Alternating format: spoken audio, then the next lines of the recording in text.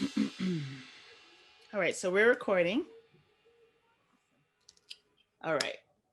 I usually clap just to align my audio real quick, but this noise is really distracting. Someone's playing music and it's really loud. I'm gonna have to ask Aya to close the window. I don't think we Oh, I can. hear it. It You is hear really it? loud. It's like full on Hindi music. Like, is it Diwali? Like, what is going on? I hear it now. Okay, we might have to get you. Can you give me a minute? I just want to see it feel like. Okay, it stopped.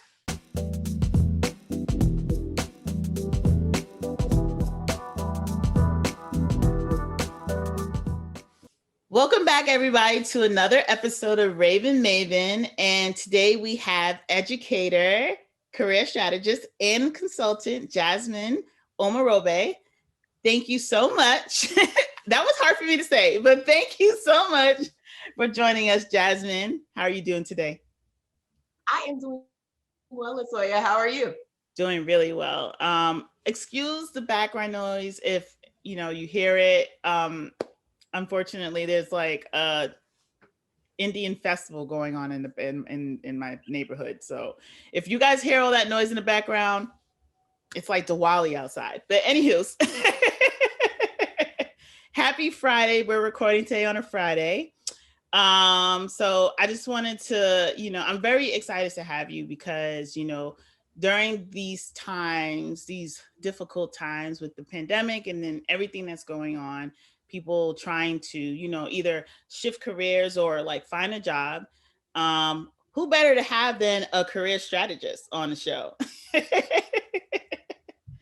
So, basically, let's just start from. I usually like to start from the beginning. So, just tell me like how you got to where you are today and decided to become a consultant or a strategist to help people with their own careers.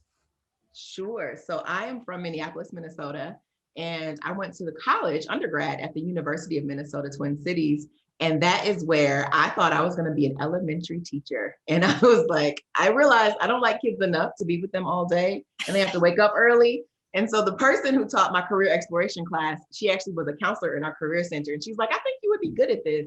And so when I was a sophomore in college, I started working in the career center, looking at hundreds of resumes, leading workshops, learning about interviewing and networking. And then ever since then, I've just kind of become known as the resume person in my friend group. And I'm like, wait, I can get paid for this. So instead of giving all this free advice, in 2017, I turned it into an official business. It was called Naturally Excelling at the time. Now it's JasmineOMO.com. So what I find joy in is really helping empower people to get the jobs that they want. Specifically with Black and brown people, I think sometimes people can feel stuck. Like, oh, I don't like my job. I hate going there every day, but I still got to go because I got to get this check. Right. But I personally, from my experience, I transitioned from education to technology, and my life was so much better that I'm like, I want everyone to be able to feel this, to be excited to wake up and do something that they're passionate about every single day. So my passion comes from having experienced a terrible workplaces, honestly, and then now loving my job, loving my company, and knowing that other people can do the same thing. Right. And that's really important. Like I was telling you before we jumped on here a couple months ago, we did just being Black in corporate America, like a town hall, and we had like a really amazing panel. And now I'm like, dang, we should add Jasmine on here. But next time for sure, because I'm pretty sure that won't be the last one. But I feel like nowadays, especially in the Black community, and as a professional, we're just trying to navigate these corporate waters or like figure out things. And there's just so many things that are going on. Not only figuring out what is right for you or if you need to make a pivot, but just also making sure that you're getting paid fairly, because a lot of us are drastically underpaid into our counterparts of other races, especially Black women who are like the most disenfranchised when it comes to salary, or like the salary gap is crazy disproportionate. So have you had any experience with navigating that part of it as well, especially when it comes to like, you know, salaries and negotiations? And what do you find is like most common with people of color? So one thing that I see a lot with people of color, specifically with Black people, is playing small. And it's something Mm, that I think we can often fall into that trap of, thinking about imposter syndrome and feeling like, well, there's no one else who looks like me here. No one else who looks like me has ever been a director. mm. Right. Me too. I went through that, and I don't know where it comes from, but it's really gnarly when you all of a sudden, you know, you're dope, but then like, you know, you see the job and you want to go for it, and then all of a sudden you just like, oh, maybe I can't do this. I don't know where it comes from. Yeah, I think it's part of it is us being trailblazers, right? Because if you think about the psychology of it, when you grow up and you see people who look like you in leadership everywhere, I think it does something different than when you don't, right? Right. When there's no faces who are the same shade as yours anywhere, who are doing things that you may want to be doing. And so I think that confidence is like the key. Confidence is part of it, but understanding what it is. I think a lot of times people suffer alone and they're like, oh, I don't feel like I'm good enough to do this job. It just must be me. And what I found in my conversation is like, no, actually the person sitting next to me, whether they're of color or not, they also feel like they're not good enough. The person over there feels like they're not good enough. And we're all trying to measure up to the standard that is somewhat like we're all holding ourselves up to a standard that isn't real. Like, well, we all are human. We all are flawed. We all make mistakes. But I do think that there is some nuance for people of color, because when I am the only person, I might be the only woman in the space, I might be the only Black person in the space, I feel like, oh, if I mess up, I'm messing it up for everyone who's going to come after me. Right. If they hire me and I'm Black and I mess up, they're not going to hire any more Black people or any more women or anyone of any other underrepresented community. And so I think we do carry a lot of weight sometimes when we are successful or we're the only one in our family. We carry that with us and think we have to be perfect.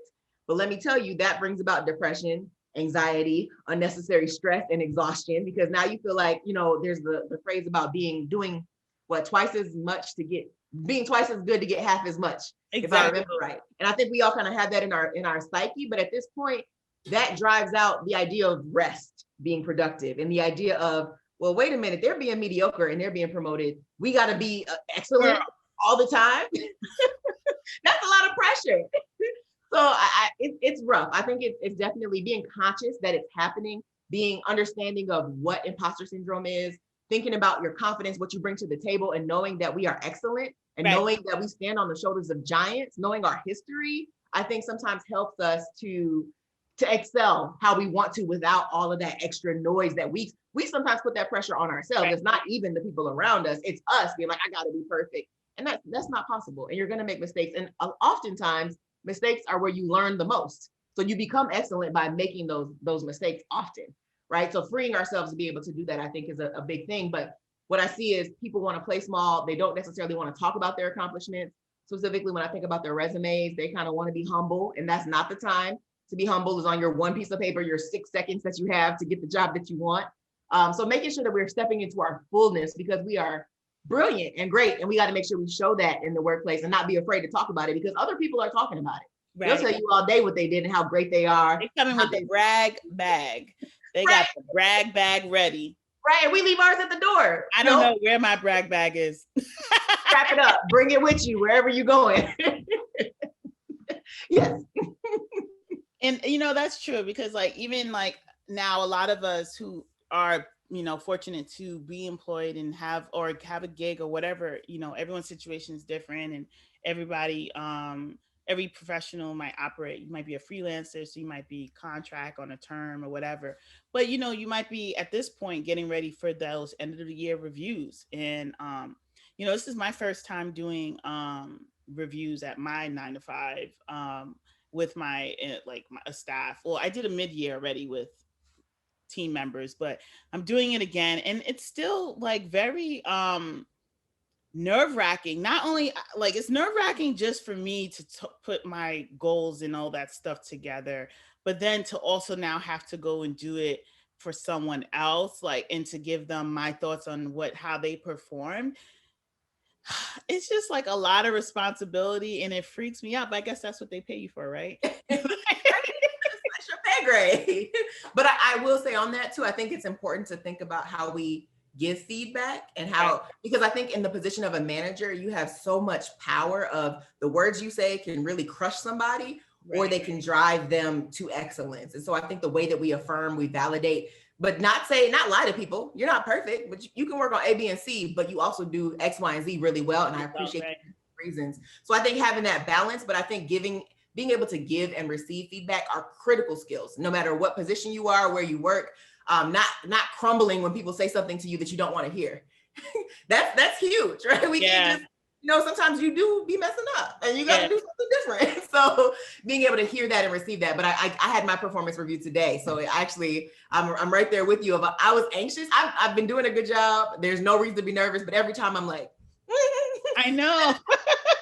Always fine. Or he might say something that I can do better. I'm like, I could do better at that. So it's never a surprise. But I also think the more often you give and receive feedback, then it's not this like once a year thing. We do them quarterly at my job. Oh, wow. So not like once a year, let me find out if I've been messing up for the past year. It's like, no, every quarter and every week we have a conversation. So I would know if I was off track or on track. So if you can make it more frequent, it might take a little bit of that anxiety out of the way. Right? Yes. Yeah, I think at my company, they do it every 6 months, so twice a year. They do a mid-year, and then they do the end of year, and which is also you're supposed to goal set for the next year. This is my first time just really working with a company that's very like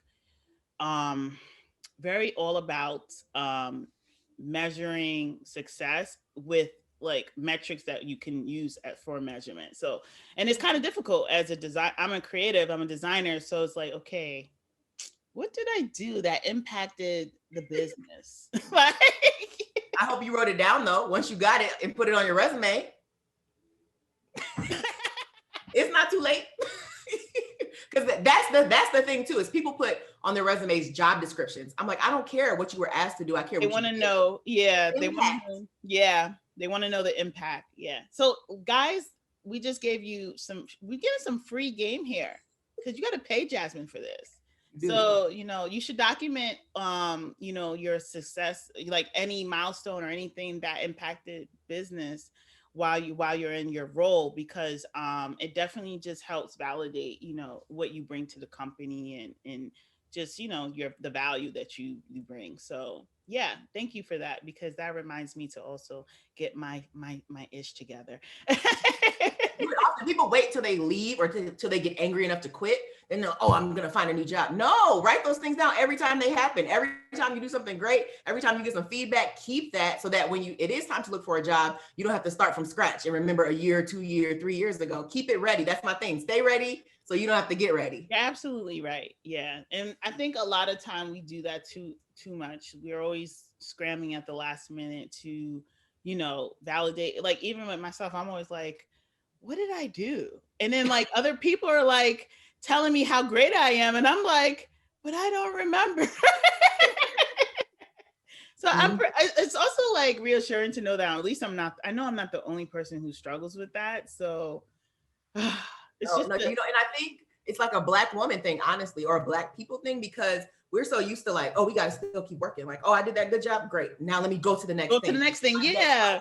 I got a book coming out. I'm going back to school. I'm getting this and it. Like, we don't really take time all the time to just revel in all of this goodness, because it's like, we got work to do. We are the backbone. We have other priorities. So we don't necessarily always take the time to celebrate ourselves, which I think we should, or to rest after we do big things.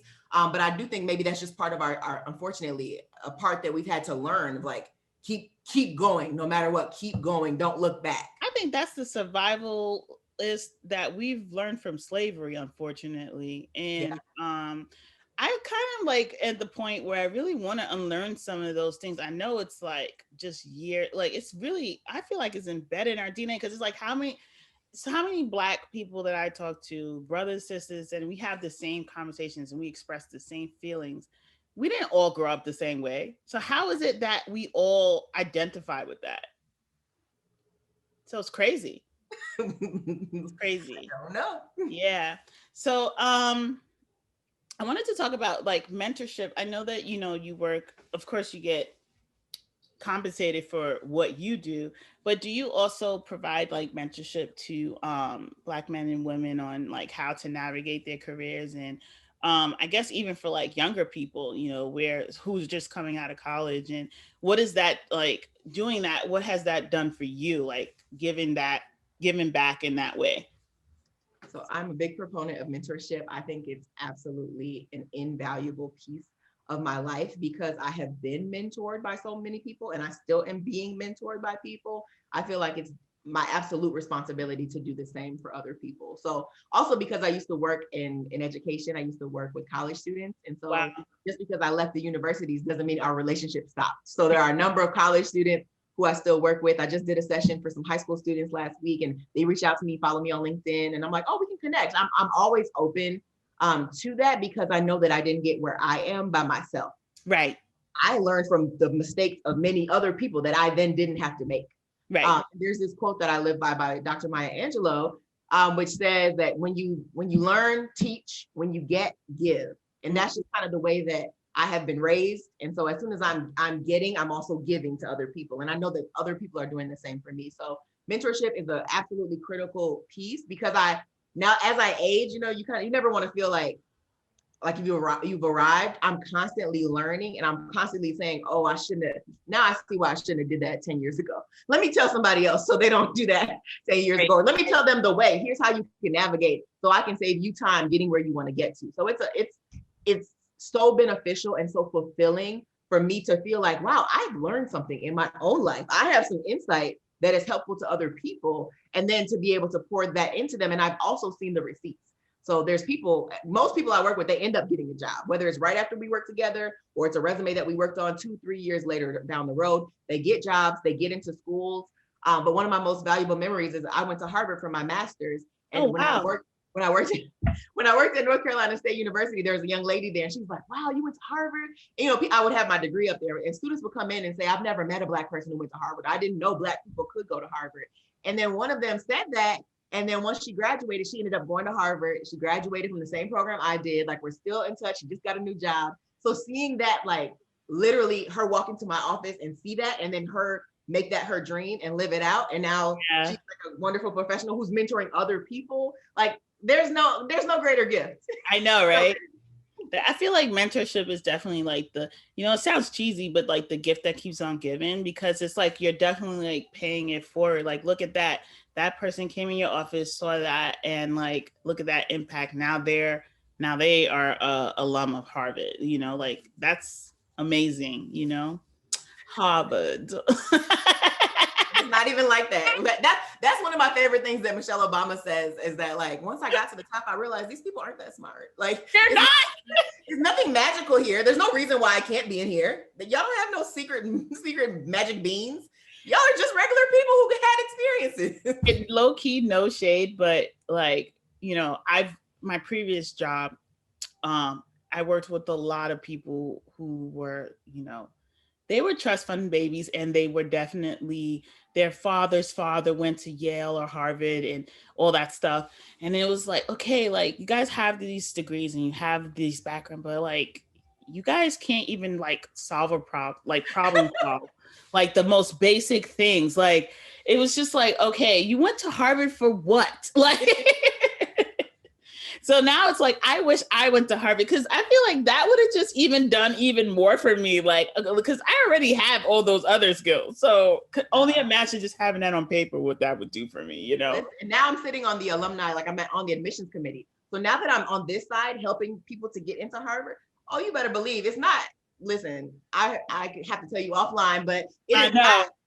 I want to say more people with my melanin shade should be in those seats. Exactly. More of us should be there than are there currently. That's all I'll say about that. Yeah. Diversity. So the next thing I wanted to talk to you about was just like, what are your, like, I guess your big, or your, let's say, your key philosophies on, like, pursuing the career that a person wants. Like, what advice do you give to people, or what are the things that you think that work for you that they should live by or could live by, Sure. So there's so many different facets with that. One is, I think that I would hope that people would believe they can do better. So as I mentioned before, especially when I worked in education, there would be young, bright people so excited. I just want to help the students. And then, 2 years later, they're just beat down. They're tired. They're exhausted. Like the bureaucracy has Burnout. ruined the dream for them. And for so many of them, they're like, well, I just got to stay here till I retire. And I'm like, but why? Why? For Yeah. what? Like, what are you getting from this? This is not maybe the space for you. This is not the type of role for you. So I would encourage people to know that there is better out there, whether you start your own thing or you find a different organization or a different position, a different part of the country. There's no reason in my mind, if you can and you have the ability to be flexible, that you can't find another role. Some people are too scared to start looking. And it's like, well, you'll never get a job if you don't start looking for a job. I was scared when I Yeah. just started my new job. I started my new job in the height of the COVID pandemic. Ooh. My literally resigned the week everything was shutting down in New York City. Like I resigned. I put my notice in like a couple of days, maybe a couple of days before. Like literally put my notice in. Then my job furloughed everyone that Friday, and I started a new job in like 2 weeks. So it was like manifest destiny. Like it was just like meant to be that way. But it was a blessing, but like everything worked out perfectly. So I totally just someone who I worked for this place I was with before as a designer for over 10 years of my life. And I didn't even get a proper goodbye. Not more to say because of them, just because of the times, like everything that happened. And it happened so rapidly. And I would definitely say for those other people out there who look like us that, just if you want to do something else, like don't be your blocker. Like don't be the blocker. We have enough blockers being, Black men and women. So don't block yourself, because I didn't do that. And look where I ended up with a 21% increase in my salary. Hello. The air horn thing. Awesome. That's the thing, that when people change jobs, if you are able to be in a position where you can get a salary increase or you get a title advancement or something like that, usually when people move, there's some increase. And so if you never move, you're going to keep making the same amount. Exactly. More. You don't get that big jump. Those jumps are what makes a career worth living. It get you that paper that you need. Exactly. Oh, that you made that before. We can't pay her less than that. We got to pay her more. And that's how you keep moving. So not being stagnant. And even though I always recommend, again, back to the stay ready, you don't have to get ready thing. Even if you love your job, I love my job, but listen, if I was to involuntarily, my resume is ready because I keep it up. I keep it tight because you never know. And especially like this year has been such an example. So many people who have been in jobs for years and years and years got furloughed, laid off, didn't expect it. And now you have to be like, start over 10 years ago. What have I been doing? Where is my resume? Do I have one? No, like I think no matter what stage people are in life, you can be ready for what's next. You can be meeting people, networking. You never know who you're going to need to call later on. There's no need to stop that because you're in a job ever, in my opinion. Like, now that even, speaking of networking too, and I would like to just segue real quick, like, how do you network in this like this time? It seems like so much harder because it was already difficult for some. Like I used to think it was challenging to me, and then I realized, like, hello, I'm like a natural, like I'll talk anybody's ear off. Like I could sell a rock to a dog. Like it's like, so networking comes natural to me, but I know I'm thinking about it in this virtual space that we live in right now. Like, how do we do that? Sure. So I think networking is an attitude and it's an intention. So whether you are in person and you're going to these events, or you're at the coffee shop, or you're in line at the grocery store, like if you have the intention to meet people, or you're asking for people to be brought into your life who can assist you, and you trust that those people come and you meet them when you do, that is key. So what has happened for me, I have been I'm in a real estate investing journey. I have been on some classes, and I'll give you an example. I was in a Zoom room and someone else saw my last name in there, and she private chatted me like, "Are you Nigerian?" I'm like, "Yes, girl, what's up?" And then we went to coffee. Turns out she lives up the street from me. She has the same goals as me. And then what happens is we have been keeping each other accountable to our real estate goals. I'm like, hey, did you hear about this session over there? But then she met somebody else, another Nigerian woman who's into real estate investing, through another webinar that she was on. And then she brought her to meet me. And now the three of us have a group chat.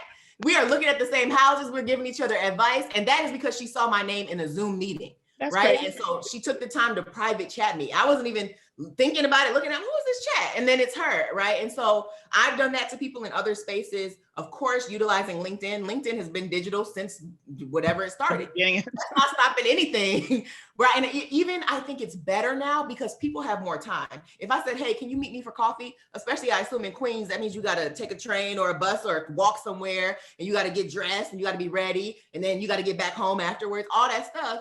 Now, 20-minute call, pop, hello. Yeah. In my pajamas, like people, I think, are even more willing to talk to people. And because we are bored and we are lonely and we are isolated, I think even more so having a coffee date or emailing somebody, hey, do you have 20 minutes just to chat with me and maybe answer some questions? I think that's even easier right now because people aren't maybe as traditionally busy, right? Or you don't have to catch them on lunch because now lunch is fluid. So I think it's a better time even than maybe having to, because you don't have the hassle of commuting or logistics and that kind of stuff. So I would recommend people don't think about it as like, oh, I can't go give business cards at an event. I don't think that's the best way to network in the first place anyway. Yeah, neither do I. It's still awkward to me when I do give my business card, even after talking to you for like 30 minutes. I'm like, it's not the way you want business? Like what? Like it's just weird. But and toss them in the trash. Like exactly. That's not the way that people should be doing it. And even now, I think it's antiquated now. We contactless. Oh, listen, I'm gonna beam you my info.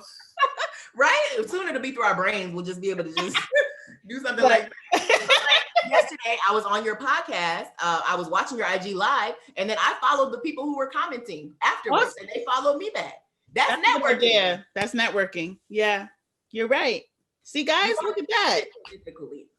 You know what? You're right. And I didn't think of that, but that's definitely and it's really like organic and very natural to that environment to just follow those people, and people naturally just follow you back because that's the culture, the nature of it, like Instagram, So guys, again, look, some more free tidbits. You're welcome. So I think as we get closer to just wrapping up, I wanted to ask, even while we were talking about networking during the pandemic, but also just overall just navigating it right now, what do you think, in your opinion, what should be the top things people should be doing, especially if you're like either trying to switch careers or you're looking for somewhere, like what would be like the first step in your opinion? I'm going to give you 3 steps. I'm getting 3 gems. Look, and it's the 3 R's. So 1 is refresh, refine, and rethink. And so number 1, refreshing their materials, making sure that their resumes are on point, dusting it off if you have to, and updating it with the latest, right? So making sure that they are ready to look for jobs and starting to like, look, what's out there? What are the titles? What are the websites I need to be looking at? Just start putting feelers out there. Even if you're not looking for a job right now, it's still good to be up on, okay, what keywords are they using so that you can use it on your resume? The second one. That's a good one. Yes, right. The second one is to refine, and that is to refine your skill set. So if there are things you can be learning, especially at the beginning of the pandemic, stuff was free. There was free trials that were extended. YouTube is still free, Udemy, Coursera. Can you sharpen your skills or refine your skills to get to the jobs you want while you're right now, while we have a little bit of quote unquote extra time at home or to do other things? Can you refine your skill set? And then lastly is to rethink your strategy. So a lot of people are kind of stuck, and it's like, well, what if you move to a different location or try a different organization or a different role? How are you, can you think about industry? Yes, or a different, completely different industry. Can you rethink your strategy? Because sometimes people are like, there's no jobs, it's the pandemic. And it's like, no, tons of people are hiring, but is it in maybe your specific location that you want? Maybe not. Maybe you have to think about making a move. Is it the title you wanted? Maybe not. So expanding our horizons to say like, it doesn't have to look like my current job does today. So rethinking that strategy will then, well, maybe you see, okay, well, that company's hiring. I never thought about working in that industry, but I have the skill set. So let me jump over there. And that could change somebody's life completely. You may love that job, but you would never know if you weren't starting to look for those titles or those types of organizations. So Refresh your materials, refine your skill set, and rethink your strategy. I like the 3 R's. Thank you. You should trademark that. Listen, after this meeting. I was gonna ask for complimentary advice, but I'm like, you know what? You gave it already. So I just want to say, thank you so much for like joining the show and like just, giving us that. I feel like especially now it's December and the new year is about to start. And what better time than now to really just, look at what's going on in your own lives and, reassessing, and maybe, like you said, it's time to refresh, refine, and I forgot already, but rethink. Yes. But yeah, guys, like totally, this is definitely the time is now. I feel like even with everything going on, and there was a lot of opportunity right now. And, a lot of us, everybody's situation is different, but that's just how I look at it.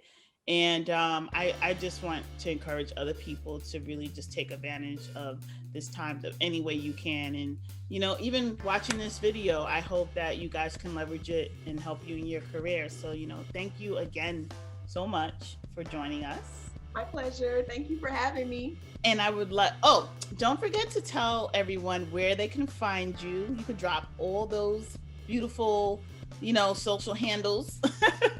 Okay, so the best place to find me is my website, JasmineOMO.com. So it's JSMINEOMO.com. I'm also on Facebook at JasmineOMO.com. I am on Instagram, but I will be changing the name very soon. So you can find it on JasmineOMO.com. There'll be a link.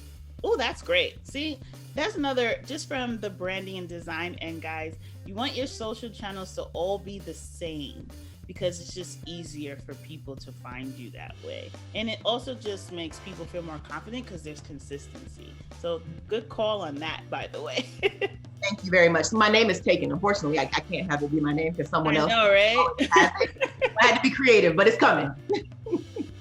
So this, guys, wraps the season for Raven Maven. So please, make sure that you go and like and subscribe to the show. We're on almost everywhere. We're on RavenMavenShow.com. We're on YouTube, the Raven Maven Show. We're on Instagram, Twitter, all the places, well, Black Twitter. That we should just rename it Black Twitter. But yeah, we're everywhere. So please, make sure that you just subscribe. You can also become a member on our site, and there's a lot of benefits to becoming a member. So, please make sure you do that. Get the latest news quicker than everyone else. And yeah, it's a wrap. So happy holidays, happy new year, and we will see you guys in 2021.